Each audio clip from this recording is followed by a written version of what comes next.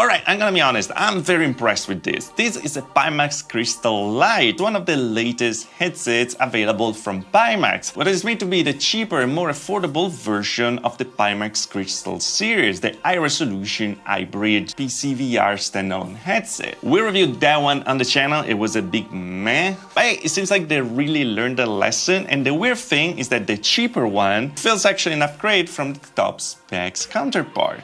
Hey, Tyler here, so welcome to the VR Tech channel. So let's discover together one of the best value virtual reality headsets on the market right now. Let's get into it. It's so weird to say it.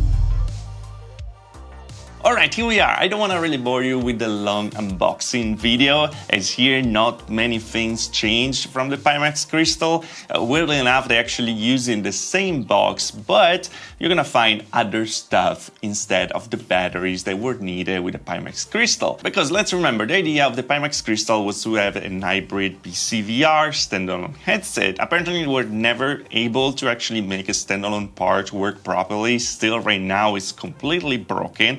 The idea was very interesting, but on the side it made the headset very heavy, kind of uncomfortable, and also very hard to use. So I'm really glad that they actually moved in this direction, going towards our core audience, PCVR users. Hey, that's me. So what we have here is a full PCVR headset with a very interesting price, because that is gonna start at $699. Actually, well, let's talk about it later. I actually have the bit more expensive version with local dimming displays that should be a bit better when it comes to dark games and for colors, but we're gonna talk about it in a few. But yeah, here is all contained with the controllers. The tracking is an inside-out tracking, so you don't need any base station. Bear in mind though that there's a faceplate that you can use to have light-out tracking, if that's what you want. But yeah, overall it's very similar to this most expensive counterpart, but it's just stripped down of all the standalone part, so to make it much lighter, and unfortunately also the eye tracking. But what we retain over here are the great display. With a resolution of 2880 by 2880 each eye, QLED, mini LED, LCD display running up to 120 Hz. And those are paired with the spherical lenses that while they make the headset a bit heavier and the image a bit dimmer, the clarity over here is like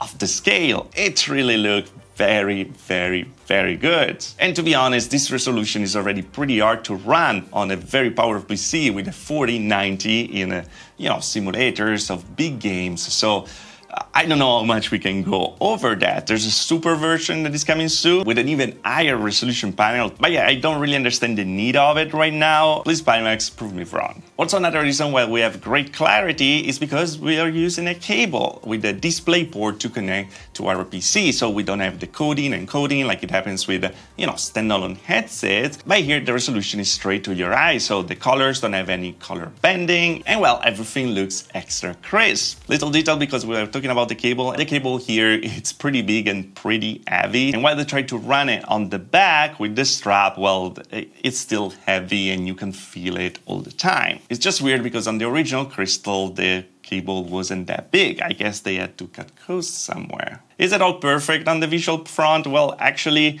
not really. I feel like the local dimming implementation needs some work. Sometimes it works, sometimes it doesn't. And if they put it in the brightest settings, well, they bring the brightness very, very low. So everything starts to feel a little less realistic. And then I don't know if it's a personal thing. My eyes don't really cope very well with the spherical lenses, but the world scale kind of feel odd in some situations. You really have to use the IPD offset to make it feel everything at the right scale. For example, in Elite Dangerous, well, your character really feels like a midget when you're in there. And that's kind of weird. Something that doesn't happen with other headsets, but I saw happening many times with headsets with spherical lenses. Maybe a distortion profile, it might be the way your eyes actually sit on them, but yeah, this is the situation.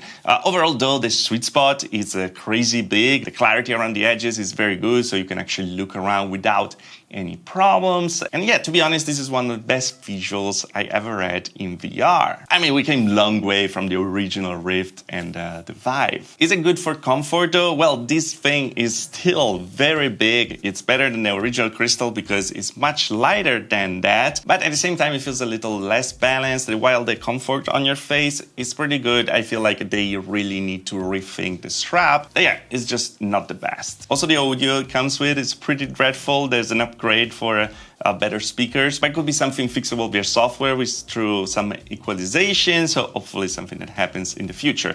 Because talking about software, Pimax here really surprised me, let's say. Because Pimax Play, the new interface that you use, is much easier than what we had before. Everything feels very plug and play this time. There's no, like connect the cable to that, connect the battery, or the battery is without any charge, let's change the battery, something like that. Here it's just very straightforward, as a PCVR should be. You just connect your cables and you're in after opening Pimax Play, and then you can start Steam VR, or you can make it automatic if you want. Also, if you like tinkering, well, there's so many options over there, like you can adjust the IPD, just software and not just via hardware, saturation, brightness for each eye, like compatibility things, motion smoothness, motion calibration. Everything is there. It's pretty cool. And it's very weird for me to say that because I always complain about the fact that it was too complicated, but now it's kind of a thing that you don't need to do to actually make it work. If you connect it, it will work right away. And then if you want to go through the additional settings, you can do it and you have all your possibilities. Before, you really needed to know those settings to actually make Pimax headsets work. And yeah, it's a big upgrade. It's finally like usability. It's good. It's so weird to say it because we're still talking about Pimax. They also improved the tracking of the controller, something I complained in the past with the original Pimax Crystal, but this time, well, they work pretty well. They're not perfect. I feel some smoothing would be appreciated, but they're really this close to be just what you need. Also, they come included in the box, so when you spend $6.99 for the base version, it's not like, oh, you need to buy the controllers, you need to buy the base stations, but everything is in there, so it's really a plug-and-play solution right now. And it's very weird to say that Pimax finally understood it and nailed what it means to buy a headset. Alright, so as we said, this is not perfect. There's still some things to actually iron out, like the image scaling, for example, but that might be a personal problem, and the local dimming for the more expensive version. I have to say that for once, I really feel confident to actually recommend this to people that wants to have just a high resolution experience in VR. Again, I can't stress enough how good the visuals are in this thing. When moving from even a Quest 3 with a very good lenses, you can feel like the big jump in resolution. Maybe the big screen beyond might look better, but that too has some problems like a very small sweet spot, and it will require an investment for lighthouses, controllers, and everything like that. So the Pimax Crystal Light feels like a great value headset right now.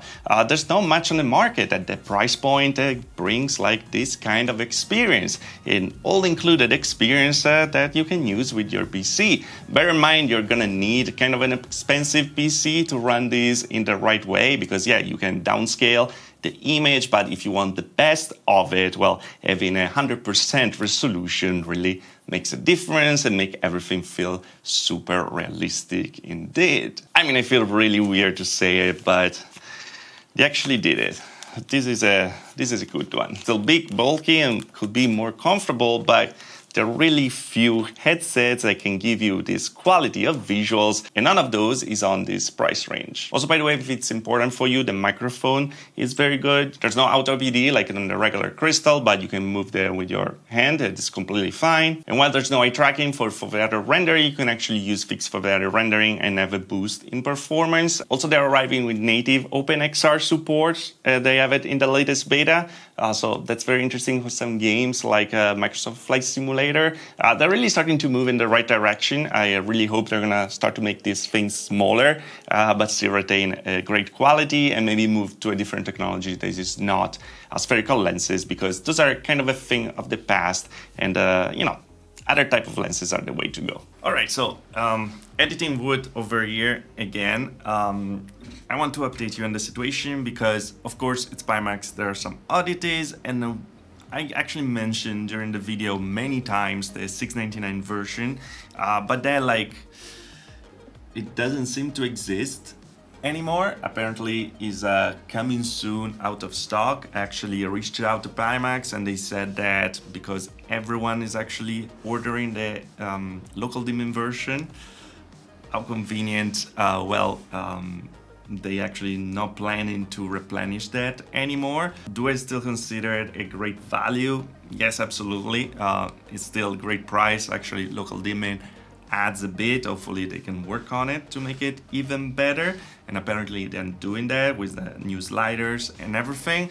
But yeah, it doesn't change much the vibe of the video. It's $200 more. It's very unfortunate also because I would probably have suggested the non-local dimming version, but that is just me, apparently. Also, I forgot to mention that, again, because it's Pimax and there are some oddities, well, my PC actually has a weird thing with the fan when I use Pimax. Can you hear it?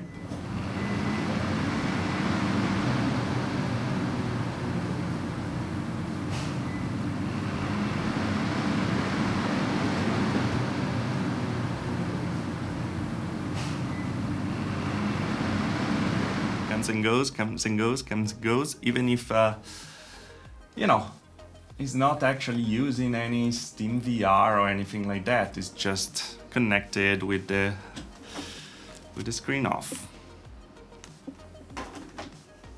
It's just so weird.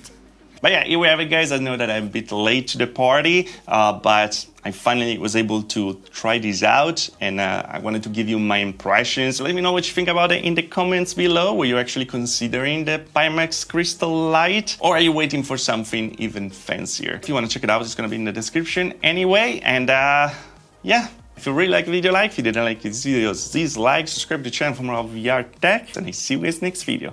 Thanks for watching.